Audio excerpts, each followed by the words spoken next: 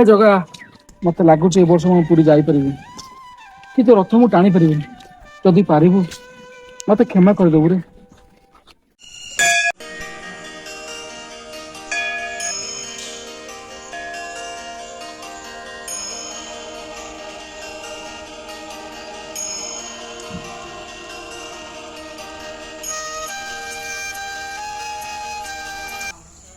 अरे राजा तू एठी एमती मन दुख करी काई ठेइछु सांग कौन कहबी मो मनटा बड़े दुख अच्छे रे।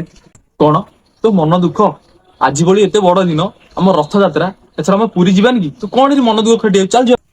नाई रे सांग ए वर्ष मु पूरी जाई परिबिनी कि जगह रथ मु टाणी परिबिनी।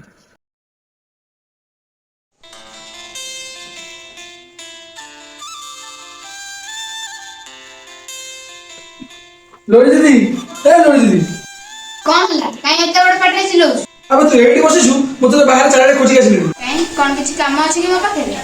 अरे तू तो जानिछु प्रति वर्ष मु पुरी जाय रथ टाणिया पई बोगो ए पैसा मारी बोगो ले मोर किछि पैसा नहीं तो पाजे किछि पैसा अछि मते दियंतुनी मु पुरी जाय रथ टाणंती। एबे मो पाखरे पैसा कोठो आसीबो? तू कोन घरर परिस्थिति जानि पारनु? 6 मास हेलानी बापा तो रोगरे पड़जंती काम धंदा तो किछि नाही।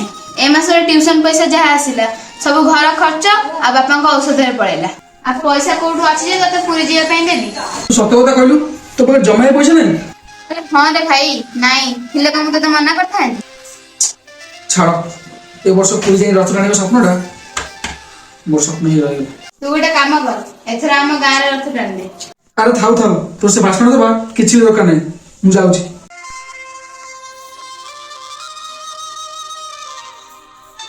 मो परिस्थिति बहुत खराब अच्छी रे जदि टाणी मुझे गाँव में टाणी नेबी भावुँ एथर गाँव रथ टाणी मन को बुझेदेवी।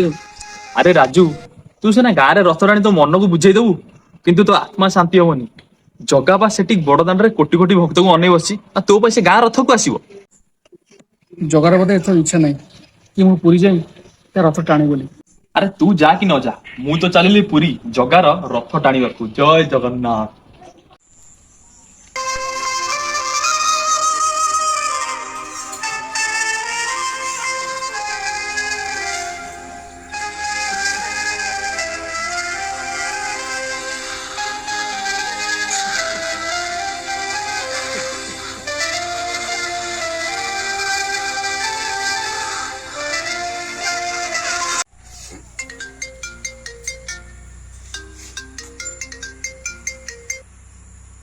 हेलो हेलो राजू बापा को देह बहुत सीरियस मु बापा को हॉस्पिटल नहीं के आसी। कौन होला? डॉक्टर कहउछंती बापा को ऑपरेशन हबो ऑपरेशन पई 50,000 टंका दरकार। कोठी अछि जल्दी के पैसा अरेंज करके नहीं के आ। तू जमा व्यस्त होनी मु पैसा नहीं जाउछि।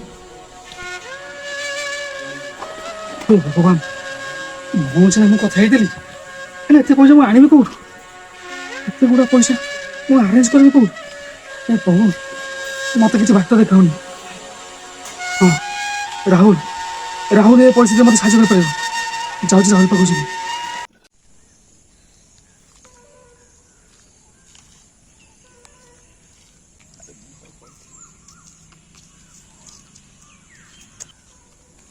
राहुल राहुल सांगो काई एडे गोटे पार्टी करछु तू जानि पानु फोन रे कथा होछु टिके मते छाड़ी कि तुम कॉल करछु टिके रो कोन है काई एते गोटे पार्टी करथुनु? सांगो मो बापा देह बहुत खराब ऑपरेशन पर 50,000 टंका दरकार तो पास से अच्छी मत दे मो बापा देह भल हो जाऊ। 50,000 टंका कौन कहूछु तू? बारी रे गोटे गछ लागी तू तोली के आनी दे दे 50,000 टंका।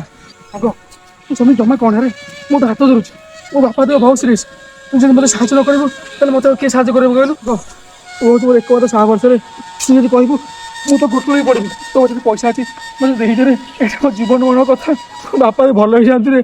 उठिलु तू उठिलु देख आज होजी पवित्र रथ यात्रा भल माइंड रे आज मु अछि तू ए सब कथा कहि मो मुंडटा खराब करना तू गलु एठु तू जा। सांगो मो कथा टिके सुनु तू गलु एठु।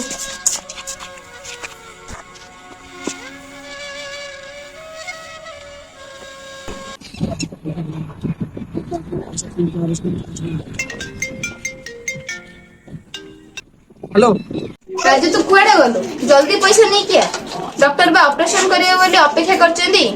ତୁ ଜମା ବ୍ୟସ୍ତ ହନି, ମୁଁ ସାଙ୍ଗେ ସାଙ୍ଗେ ପଇସା ନେଇ ପହଞ୍ଚୁ।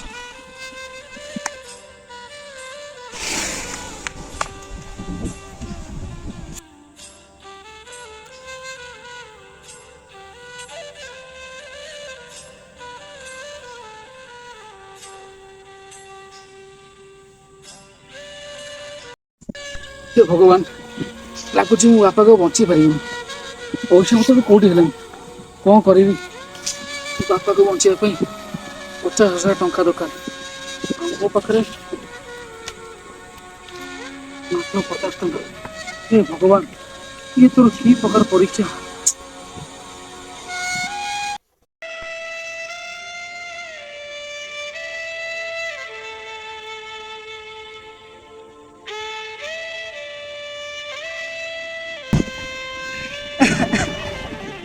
ବାବୁ ବାବୁ ବାବୁ ବାବୁ ସକାଳୁ କିଛି ଖାଇନି ବାବୁ।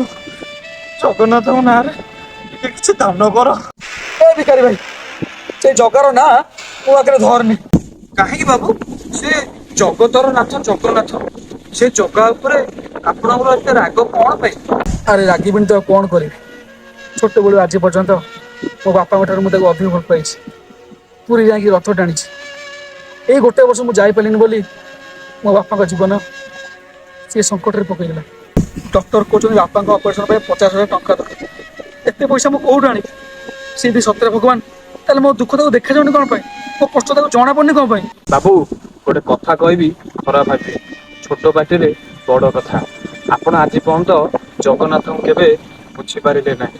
ସେ କେବେ ନିଜ ଭକ୍ତକୁ ଛାଡନ୍ତି ନାହିଁ, ବରଂ ସମୟ ଆସିଲେ ନିଜର ଲୀଳା ଦେଖେଇଥାନ୍ତି। ଲୀଳା? ଆରେ ଆଜି ମୋ ବାପାଙ୍କ ଜୀବନ ଯିବା ପାଇଁ ବସିଛି, କ'ଣ ଏଇଟା ତାର ଲୀଳା? ବାବୁ ଗୋଟେ କଥା କେବେ ଭାବିଛନ୍ତି? ଆପଣ ପ୍ରତିବର୍ଷ ପୁରୀ ଯାଆନ୍ତି ରଥ ଟାଣିବା ପାଇଁ, କିନ୍ତୁ କେବେ ଭାବିଛନ୍ତି ଯୋଉ ଜଗନ୍ନାଥ ପୁରୀ ରଥରେ ବସିଛନ୍ତି ସେଇ ଜଗନ୍ନାଥ ଆପଣଙ୍କ ଗାଁ ରଥରେ ବି ବସିଛନ୍ତି? ବାବୁ ଖାଲି ପୁରୀ ଯାଇ ରଥ ଟାଣିଦେଲେ ତାକୁ ଭକ୍ତି କୁହାଯାଏ ନାହିଁ। ଭକ୍ତି ଥାଏ ହୃଦୟରେ।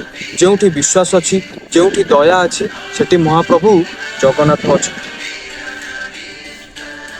ଛାଡ଼ନ୍ତୁ ବାବୁ ସେସବୁ କଥା। ସିଏ ହଉଛି ପ୍ରଭୁ ଜଗନ୍ନାଥଙ୍କ ଲୀଳା। ମତେ ଭାରି ଜୋର ଭୋକ କରିଲେ। ଆପଣ ପାଖରେ ଯଦି କିଛି ଅଛି ମତେ ଦଉନାହାନ୍ତି।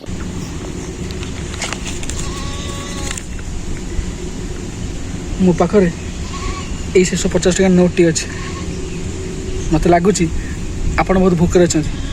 ଏଇ ପଇସାଟି ରଖନ୍ତୁ, ଆପଣ କିଛି କିଣିକି ଖାଇଦେବେ। ବାବୁ ଯାହା ପାଖରେ 1,00,000 ଟଙ୍କା ଥାଏ ସେ ଯଦି 1,000 ଟଙ୍କାଟେ ବି ଦାନ କରିଦିଏ ସେଟା କିଛି ବଡ଼ କଥା ନୁହେଁ। କିନ୍ତୁ ଯାହା ପାଖରେ ଶେଷ 50 ଟଙ୍କା ଥାଏ ଆଉ ସେ ତାକୁ ଦାନ କରିଦିଏ, ତା ଘର କେବେ ଖାଲି ରହେ। ମନେ ରଖିଥିବ, ଜଗନ୍ନାଥ ତାକୁ କେବେ ଖାଲି ହାତରେ ଫେରାନ୍ତି ନାହିଁ। ଆଉ ମୁଁ ଆପଣଙ୍କୁ ଏତିକି ଆଶୀର୍ବାଦ କରୁଛି, ମହାପ୍ରଭୁଙ୍କ ଦୟା ହବ ଆଉ ଆପଣଙ୍କ ବାପାଙ୍କ ଦେହ ନିଶ୍ଚିନ୍ତ ଆଜି ଭଲ ହେଇଯିବ। ଠିକ ଅଛି ବାବୁ, ମୁଁ ଏଥର ମୋ ବାଟରେ ଚାଲିଲି।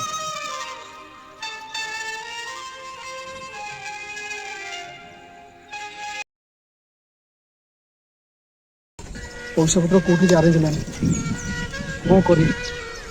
ମୋତେ କିଛି ବାଟ ଦେଖାଅ ପ୍ରଭୁ, ମୋତେ କିଛି ବାଟ ଦେଖାଅ।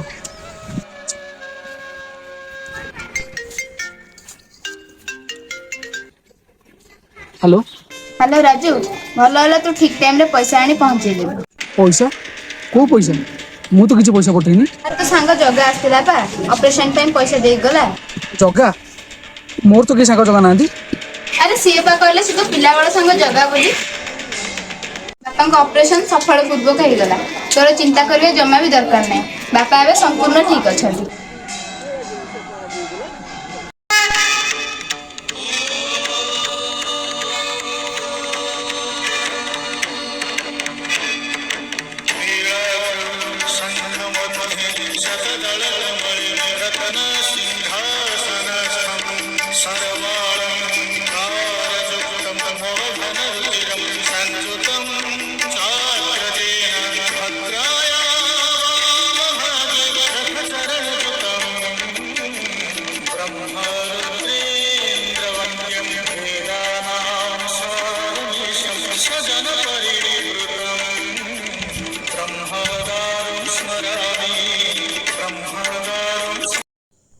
ସତରେ ଜଗା, ମୋତେ ଆଜି ଏମିତି ଲାଗୁଛି ମୋ ବାପାଙ୍କ ଅପରେସନ୍ ପାଇଁ ଯେଉଁ ଜାଗା ପଇସା ଦେଇ ଯାଇଥିଲା ସେ ଆଉ କେହି ନୁହେଁ, ସେ ହେଉଛୁ ତୁ।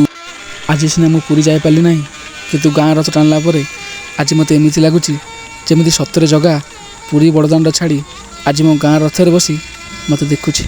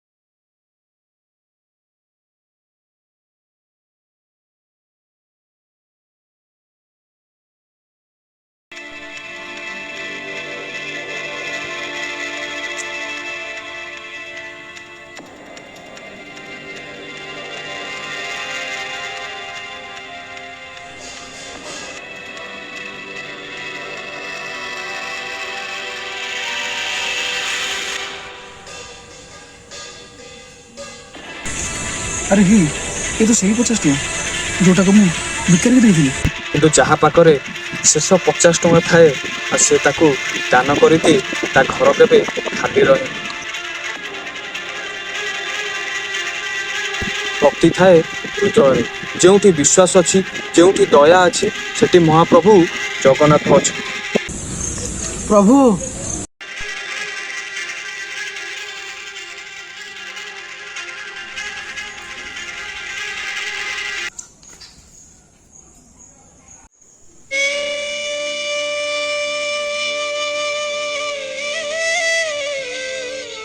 ଆପଣ ଆଜି ପର୍ଯ୍ୟନ୍ତ ଜଗନ୍ନାଥଙ୍କୁ କେବେ ବୁଝିପାରିଲେ ନାହିଁ। ସେ କେବେ ନିଜ ଭକ୍ତକୁ ଛାଡ଼ନ୍ତି ନାହିଁ, ବରଂ ସମୟ ଆସିଲେ ନିଜର ପୀଡ଼ା ଦେଖିଥାନ୍ତି। ପ୍ରଭୁ ମୋତେ କ୍ଷମା କର। ମୁଁ ଭାବୁଥିଲି ତୁମେ କେବଳ ପୁରୀରେ ଅଛ, କିନ୍ତୁ ଆଜି ବୁଝିଲି ତୁମେ ପ୍ରତ୍ୟେକ ଭକ୍ତର ବିଶ୍ୱାସରେ ଅଛ, ପ୍ରତ୍ୟେକ ରଥରେ ଅଛ, ଆଉ ପ୍ରତ୍ୟେକ ଦୟାଳୁ ମଣିଷ ଭିତରେ ଅଛ। କିନ୍ତୁ ପ୍ରଭୁ, ଗୋଟିଏ ପ୍ରଶ୍ନର ଉତ୍ତର ମୁଁ ଆପଣଙ୍କ ପାଖରୁ ପାଇପାରିଲି ନାହିଁ। କ'ଣ ସତରେ ଆପଣ ସେ ଭିକାରୀ ଉପରେ ମୋ ପାଖକୁ ଆସିଥିଲେ?